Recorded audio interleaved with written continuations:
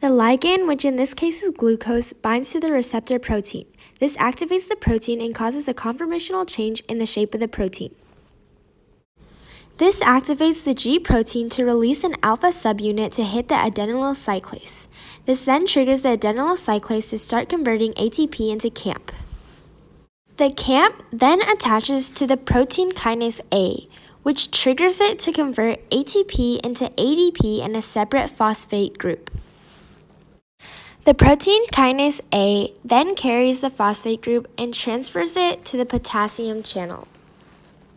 Potassium channel closes as a result of the phosphate group being attached to it now, and potassium cannot exit the cell anymore. This causes the cell to become less negative and is also known as depolarization. The depolarization activates voltage-gated calcium channels to open, causing an influx of calcium. The calcium concentration hence causes neurotransmitters to fuse with the presynaptic membrane and release into the synapse through exocytosis. They travel through the synapse to the primary afferent nerve. This triggers an action potential that travels down the nerve and will eventually reach the central nervous system to allow you to realize that the taste was sweet. In contrast, when you drink Gymnema tea, the entire signal transduction pathway will be affected. In the Gymnema tea, there's a gymnemic acid that takes on the same shape as the original ligand or glucose molecule. The gymnemic acid acts as a competitive inhibitor as it is capable of binding with the receptor protein 2.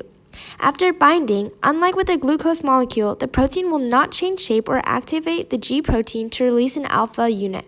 The entire chain of events or phosphorylation cascade that would precede originally would not be able to take place. You would not be able to realize that the taste was sweet.